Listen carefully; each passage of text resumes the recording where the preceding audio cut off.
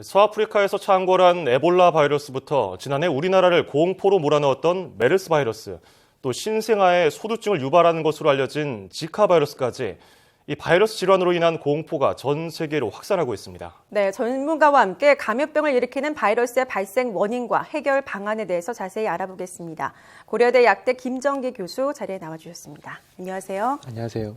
네, 최근 바이러스 질환이 정말 많이 발생해서 한편으로는 참 두렵고 공포감이 많이 일으키고 있는데요. 전 세계적으로 또 급속도로 지금 전파되고 있거든요. 그 원인 어디에 있다고 보십니까? 이 바이러스 최근 들어서 이제 여러 가지 원인이 있겠지만 뭐 기후 변화도 있고요. 그리고 교통의 발달, 산업화 등이 이유로 꼽히고 있습니다. 특히나 뭐 일부 지역에서 풍토병으로 여겨지는 그 뭐 대표적으로 지카 바이러스도 그렇고 메르스도 그랬는데 이러한 경우들이 교통이 발달하면서 감염자가 한 지역에서 다른 지역으로 또는 한 국가에서 다른 국가로 짧은 시간 내에 이동을 합니다. 수일 내에. 이러다 보니까 전 세계적으로 급속히 확산되는 경향을 보이고 있습니다. 최근이죠. 중남미 지역 28개 국가에서 지카 바이러스가 발생을 했어요. 네. 그리고 계속해서 지금 그 감염자가 늘어나고 있는데 에볼라나 메르스하고 비교했을 때 좀 감염 경로가 다른 것 같습니다. 에볼라나 메르스 같은 경우에는 보통 타액과 같은 신체 분비물을 통해서 한 사람에서 다른 사람으로 전파되는 경향을 보이고 있습니다. 예. 그런데 이와는 다르게 지카 바이러스 같은 경우에는 매개체가 필요하고요. 그 매개체가 잘 알고 계시는 모기입니다. 그래서 감염된 모기가 한 사람을 물었을 때 이 질병을 옮기는 걸로 알려져 있습니다. 다만 메르스와 에볼라도 그렇고 최근에 지카 같은 경우에도 공기 감염이 가능성이 제시는 되고 있습니다. 하지만 메이저한 루트는 앞서 메르스나 에볼라 같은 경우는 신체 분비물이고요. 지카 같은 경우에는 모기와 같은 매개체입니다. 지카 바이러스도 그렇다면 변이가 될 가능성도 존재한 건가요? 네, 충분히 존재를 합니다. 지카 바이러스는 유전 물질로 RNA를 가지고 있는데요. 이런 RNA 바이러스 같은 경우에는 복제 과정에서 발생하는 돌연 변이를 고쳐주는 복제 기작이 존재를 하지 않습니다. 그렇다 보니까 사람을 포함한 일반적인 생명체나 아니면 DNA 바이러스보다도 쉽게 변이를 하는 경향성을 보이고요. 어떻게 보면 지금 2015년 브라질에서 발생한 이 지카 같은 경우가 과거에 존재하던 지카 바이러스가 변종을 일으키면서 이것이 전 세계적으로 확산을 하지 않을까. 물론 아직까지는 과학적인 근거는 없습니다. 그렇게 추정할 수가 있습니다. 아직까지 확정 백신이 완벽하게 나온 바이러스가 아직도 존재하기 때문에 백신이 나오지 않은 바이러스가 아직 있기 때문에 위험한 거고 공포가 확산되는 건데 그렇다면은 조금 잠잠해졌던 바이러스가 다시 창궐할 수 있는 가능성 어떻게 보십니까?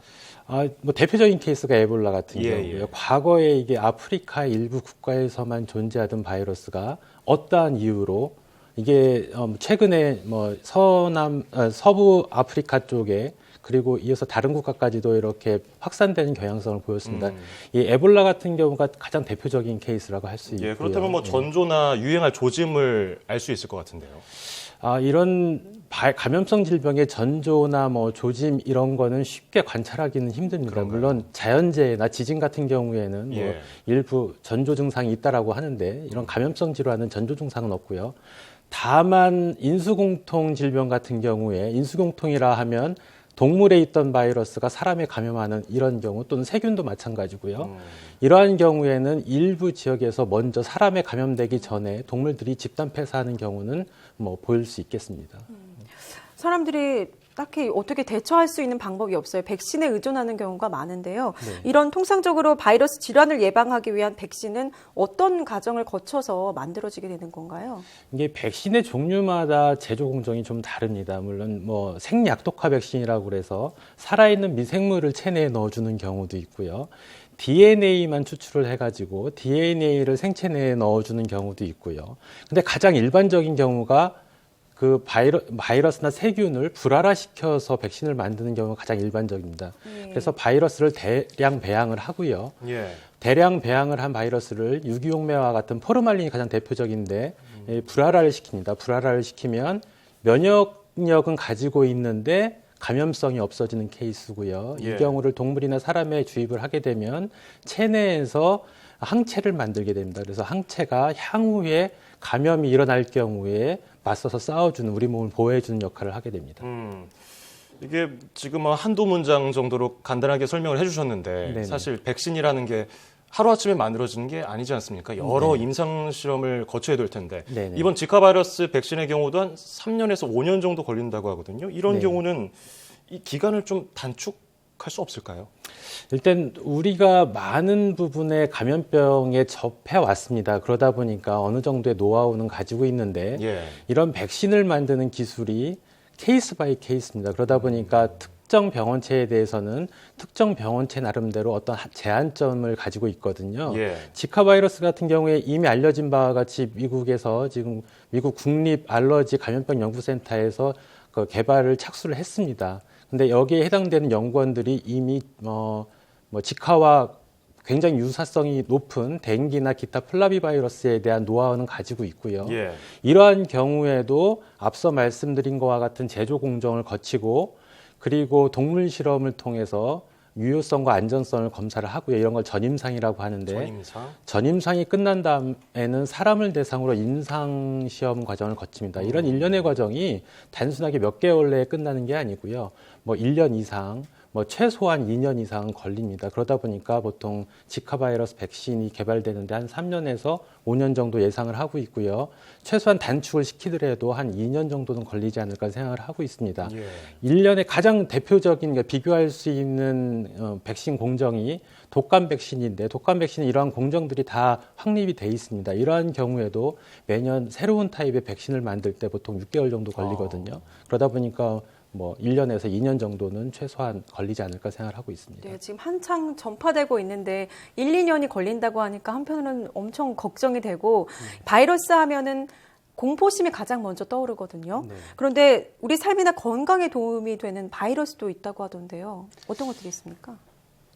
일반적으로는 없다라고 보시면 맞고요. 예. 아직까지는. 그래서 세균 같은 경우에는 보통 0.1에서 1% 정도가 질병을 유발한다. 나머지는 우리와 더불어 살고 있거나 아니면 경우에 따라서 질병을 유발하는 걸로 알려져 있습니다만 바이러스 같은 경우에는 숙주를 필요로 하는 기생체거든요. 예. 그러다 보니까 숙주 세포를 파괴하고 증식을 하는 그런 생활사를 보입니다. 그러다 보니까 매번 질병을 일으키는 것이고요.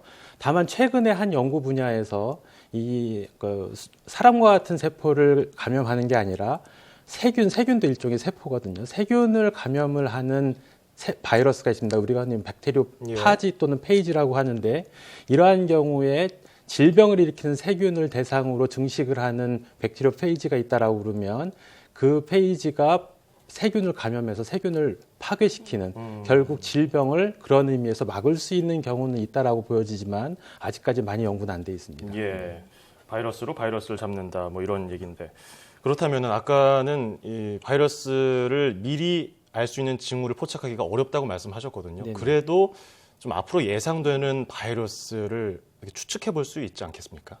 지금 전문가들이 꼽는 가장 1순위는 인플루엔자 바이러스입니다. 그중에서 고병원성 조류 인플루엔자 바이러스인데요. 예. 치사율이 사람한테서 한 60% 정도 나오고요. 예.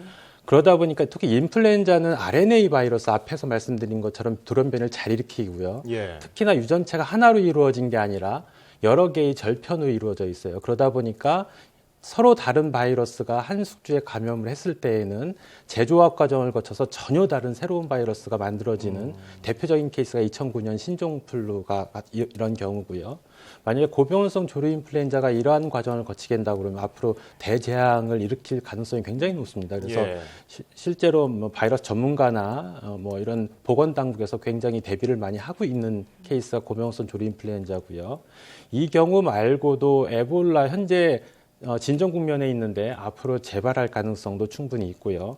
현재까지 잘 안 알려져 있는 헬리파 바이러스라는 게 있습니다. 이게 예. 2011년 영화 컨테이전의 소재로 쓰인 바이러스인데요. 현재는 동남아시아 일부 국가하고 호주 일부 지역에서만 발생하는 풍토병인데 이것도 인수공통 질병입니다. 그래서 돼지한테서 사람으로 옮겨오는 케이스고요. 1999년에 동남아시아에서 발생을 하면서 현재까지 한 300명 정도가 감염이 되는데 이 중에 100명이 죽었습니다. 그래서 한 30% 정도의 치사율을 보이고 있는데 예. 향후 지카나 메르스처럼 이게 전 세계적으로 확산될 수 있는 가능성은 충분히 있습니다. 이외에도 뭐 사스나 메르스로 잘 알려진 코로나 바이러스가 새로운 모습으로 바뀌어가지고 우리 앞에 다시 나타날 가능성도 있고요. 예. 뭐 대표적으로는 이 정도가 생각이 됩니다. 예. 예. 이런 신종 바이러스는 아무래도 치료에 어려움을 겪기 때문에 무엇보다 예방하는 게 가장 중요할 것 같습니다. 앞으로 이를 위해서는 어떤 연구가 더 진행돼야 된다고 보십니까? 이런 신종 바이러스 같은 경우에 신변종 바이러스는 갑자기 딱 나타난다기보다는 과거에 지카처럼 지카도 1947년에 처음 지구상에 나타났거든요. 70년이라는 시간 동안에 어딘가에 있다가 일부 국가에서 풍토병처럼 발생을 하다가 지금 전 세계적으로 확산 케이스고요. 근데 과거에는 이게 뭐 일부 지역에서만 발생을 하니까 전문가들이 무시를 했습니다.